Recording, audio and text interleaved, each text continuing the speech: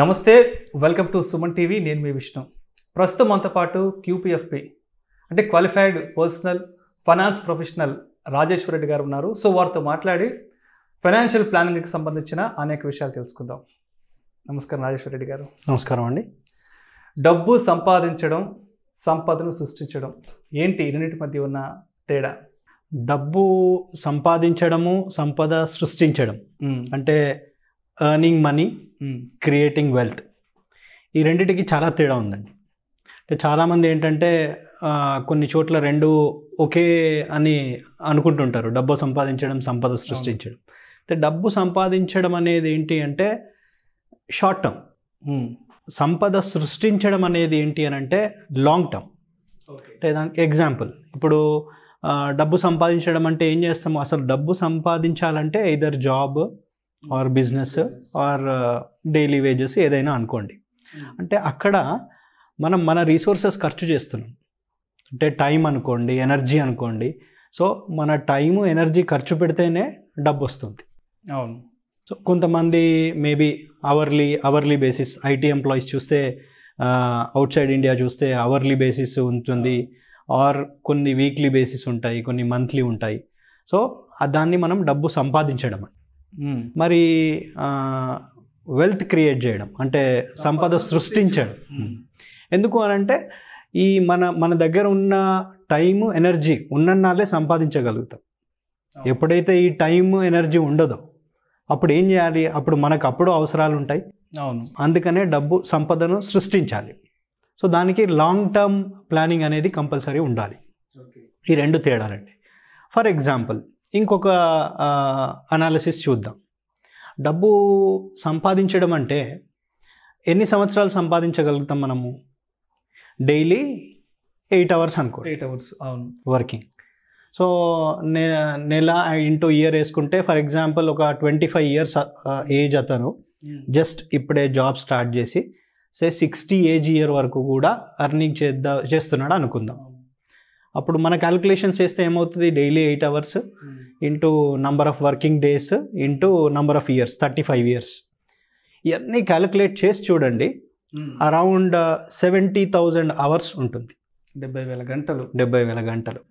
So 70,000 గంటలు మనము మన ఎనర్జీని, టైంని పెట్టి డబ్బు సంపాదిస్తున్నాం. దాన్ని పెంచగలుగుతామా? అంటే 60 ఏళ్ళ వరకు సంపాదిస్తూనే ఉంటాం. 70,000 గంటలు వచ్చింది. మేబీ కొంతమందికి 75, కొంతమందికి 80. బట్ ఆ టైంని ఇంక్రీజ్ చేయగలుగుతామా? చేయలేము. సో మనకు ఆ టైం అనేది లిమిటెడ్ ఉంది. బట్ వెల్త్ క్రియేషన్ అంటే సంపద సృష్టించినప్పుడు ఏమవుద్ది అని అంటే మన మనీని జనరేట్ చేస్తుంది. దట్ మీన్స్ అంటే ఫర్ ఎగ్జాంపుల్ నేను ఏదో ఒక బిజినెస్లో ఇన్వెస్ట్ చేశాను. సో ఆ బిజినెస్లో ఇన్వెస్ట్ చేసినప్పుడు ఏమవుతుంది? ఆ బిజినెస్ ప్రొడక్ట్స్ 24 hours ఎవరో ఒకరు ఏదో ఒక టైంలో యూజ్ చేస్తూనే ఉంటారు. అవును. సో అక్కడ నా టైం వెళ్ళట్లేదు. నేను అక్కడ ఇన్వెస్ట్ చేసినప్పుడు నా టైంని స్పెండ్ చేయట్లేదు నేను అక్కడ. సో 24 hours వర్క్ చేస్తుంది కాబట్టి మనీని జనరేట్ చేస్తుంది. Yes, exactly. సో మనం ఏంటంటే ఇది కరెక్ట్గా గుర్తుపెట్టుకోవాలి. మన దగ్గర ఉన్న రీసోర్సెస్ పెట్టినప్పుడే డబ్బు సంపాదించగలుగుతున్నాం. ఎప్పుడైతే ఆ రీసోర్సెస్ అయిపోయాయో డబ్బు సంపాదించడం ఆగిపోతుంది. అందుకనే సంపదను క్రియేట్ చేయాలి. సో లాంగ్ టర్మ్లో క్రియేట్ చేసుకోగలగాలి. అంటే సంపాదించిన దాన్ని రెట్టింపు చేసుకుంటూ ఉంటే వెల్త్ అనేది క్రియేట్ అవుతుంటాయి. సో రెట్టింపు చేసినప్పుడు ఏంటంటే మరి సంపాదించిన దాన్ని ఎలా రెట్టింపు చేయాలి? సెకండ్ క్వశ్చన్, ఎలా రెట్టింపు చేయాలి? ఫర్ ఎగ్జాంపుల్ చూద్దాం. మనం ఒక టోటల్ నేను 25 years to 60 years ఎగ్జాంపుల్ చెప్పాను కదా.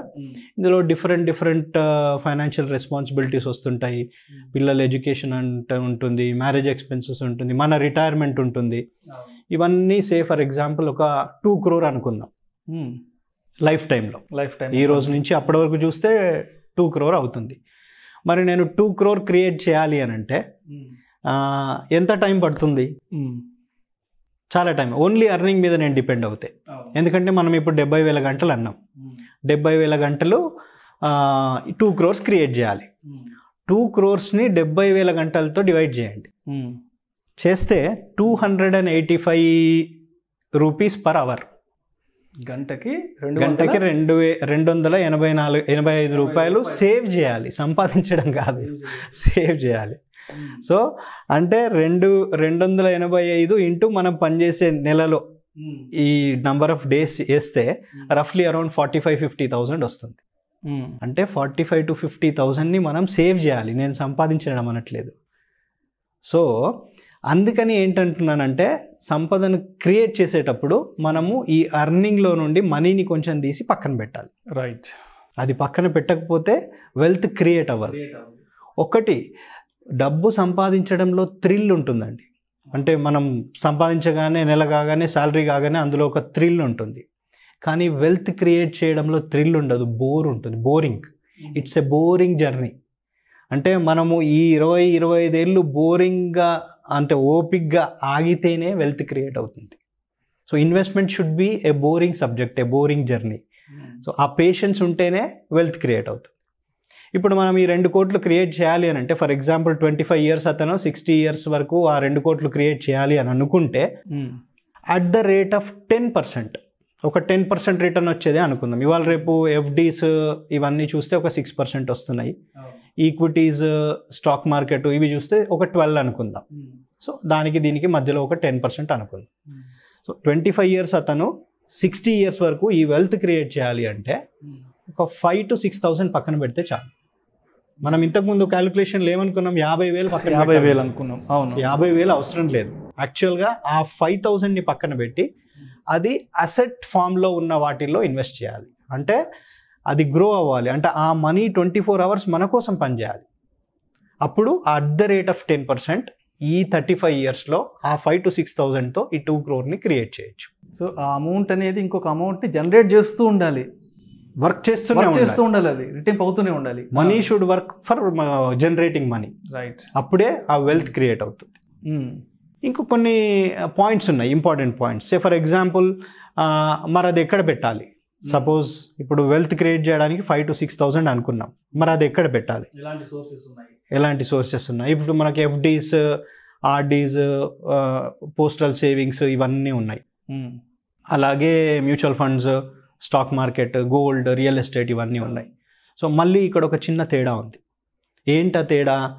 Stocks, mutual funds, real estate వీటన్నిటిని మనము డబ్బుతో కొన్నప్పుడు అది అసెట్ ఫామ్లో క్రియేట్ అవుతుంది, అసెట్ అయిపోతుంది. అదే ఎఫ్డీస్, ఆర్డీస్ ఇవన్నిట్లో రూపీస్లోనే ఉంటుంది, లిక్విడ్ ఫామ్లో ఉంటుంది, అది రూపీ ఫామ్లో.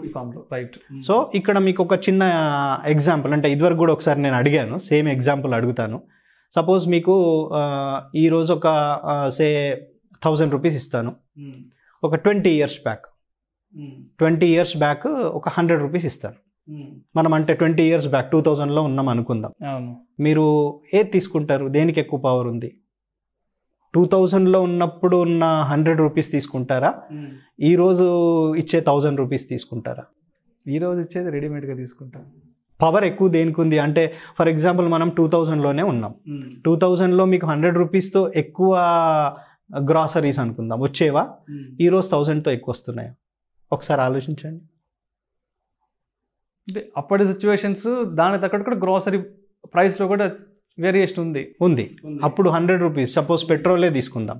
అప్పుడు 100లో ఎన్ని లీటర్స్ పెట్రోల్ వచ్చేది, ఇప్పుడు 1000లో ఎన్ని లీటర్స్ వస్తుంది? సో అంటే 2000లో ఉన్న 100కి పవర్ ఎక్కువ ఉంది, ఇట్ హ్యాస్ మోర్ పవర్. అవును. ఇప్పుడు అది 10 times పెరిగింది, కానీ దాని పవర్ తగ్గిపోయింది, క్వాలిటీ అనేది తగ్గిపోయింది. అందుకని మనం 2000లో ఉన్న 100 తీసుకుంటాం. ఎందుకంటే ఆ రోజు ఎక్కువ గ్రాసరీస్ వచ్చేవి. ఫర్ ఎగ్జాంపుల్ ఇప్పుడు ఇంకొక క్వశ్చన్ అడుగుతాను. సేమ్ 2000లో మీకు 100 grams గోల్డ్ ఇస్తాను, ఇప్పుడు 1000 grams గోల్డ్ ఇస్తాను. ఏది తీసుకుంటారు? ఏది ఎక్కువ వెయిట్ ఉంటుందో దాన్ని బట్టి. వెయిట్ అప్పుడు 100, ఇప్పుడు 1000 ఉంది, అంటే ఏది తీసుకుంటారు? వెయిట్ ఏది ఎక్కువ ఉందో అదే తీసుకుంటాను. 1000 ఇప్పుడుదే తీసుకుంటాను. సో ఇక్కడ ఒక చిన్న చేంజ్ పాయింట్ అబ్జర్వ్ చేయండి. 2000లో 100 rupees తీసుకున్నాం, అది 1000 అయినా 1000ని ప్రిఫర్ చేయట్లేదు, ఎందుకంటే 100కి ఎక్కువ పవర్ ఉంది. అవును. గోల్డ్కి వచ్చేసరికి 1000 తీసుకుంటున్నాం. అవును. ఈ 2 సిమిలారిటీస్ మనం ఇన్వెస్ట్ చేసే ఇన్స్ట్రుమెంట్స్లో చూసుకోవాలి. రైట్. ఎందుకంటే ఎఫ్డీస్, ఆర్డీస్, పోస్టలు వీటన్నింటిలో రూపీస్ మనం పెట్టినప్పుడు రూపీస్ ఫామ్లోనే ఉంటుంది. అదే రిటర్న్స్కి ఇక్కడ ఈ అసెట్ ఫామ్లోకి వచ్చేసరికి గోల్డ్ అనుకోండి, రియల్ ఎస్టేట్, గోల్డ్ కొంటే ఏమవుద్ది, మీరు ఇన్వెస్ట్ చేయగానే అది గ్రామ్స్ కింద కన్వర్ట్ అయిపోతుంది. అవును. స్టాక్స్ కొంటే ఏమవుతుంది, నంబర్ ఆఫ్ స్టాక్స్ అయిపోతుంది. మ్యూచువల్ ఫండ్లో ఏమవుతుంది, నంబర్ ఆఫ్ యూనిట్స్ అయిపోతుంది. సో అసెట్లోకి వెళ్తుంది. సో నేను ఈ చెప్పిన 5,000 to 6,000 2 crore క్రియేట్ చేయడానికి మనం అదే ఎఫ్డీలో పెట్టుకుంటూ వెళ్తే దానికి వాల్యూ ఉండదు, తగ్గిపోతుంది. కాబట్టి అసెట్ ఫామ్లో పెట్టుకోవాలి. ఇంకొక పాయింట్, వెల్త్ క్రియేట్ చేయడానికి ఒక పాయింట్ ఏమనుకున్నాం మనము, అసెట్ ఫామ్లో పెట్టాలి. సెకండ్ పాయింట్ ఏంటంటే దాన్ని డైలీ చూడొద్దు. ఇది పెరిగిందా, ఈరోజు ఎంత అదే ధ్యాస మీద ఉండకూడదు. అంటే ఒక గోల్ సెట్ చేసుకోవాలి. ఫర్ ఎగ్జాంపుల్ ఇప్పుడు నేను 25 years నుంచి 60 years అన్నాను. సో ఇన్ని ఇయర్స్ మీరు రెడీ అయినప్పుడు అన్ని ఇయర్స్ మనం ఇన్వెస్ట్మెంట్ చేయాలి. ఎవ్రీ డే దాన్ని చూడడం చేసుకోవద్దు. ఎందుకంటే ఫర్ ఎగ్జాంపుల్ దీనికి చిన్న ఎగ్జాంపుల్ చెప్తాను. మన ఇంట్లో పిల్లలు ఉంటారు, వాళ్ళు చిన్నప్పటి నుంచి 25 ఒక సర్టన్ ఏజ్ వరకు హైట్ పెరుగుతూ ఉంటారు. డైలీ మనం చూడం కదా ఎంత హైట్, ఆర్ సంవత్సరానికి ఒకసారి ఎంత హైట్ అయినది, ఎంత పెరిగాడని చూడం కదా. సిమిలర్లీ మన ఇన్వెస్ట్మెంట్ని కూడా అలాగే ట్రీట్ చేస్తే డెఫినెట్గా రిటర్న్స్ వస్తాయి. ఇన్ బిట్వీన్ ఆ ఫ్లక్చుయేషన్స్కి మనకు ఆ ఇమోషన్స్ని కంట్రోల్ చేసుకోవాలి. ఓకే. Fear, greed. సో ఈ 2-3 పాయింట్స్ ఫాలో అవుతే లాంగ్ టర్మ్లో వెల్త్ని క్రియేట్ చేయొచ్చు.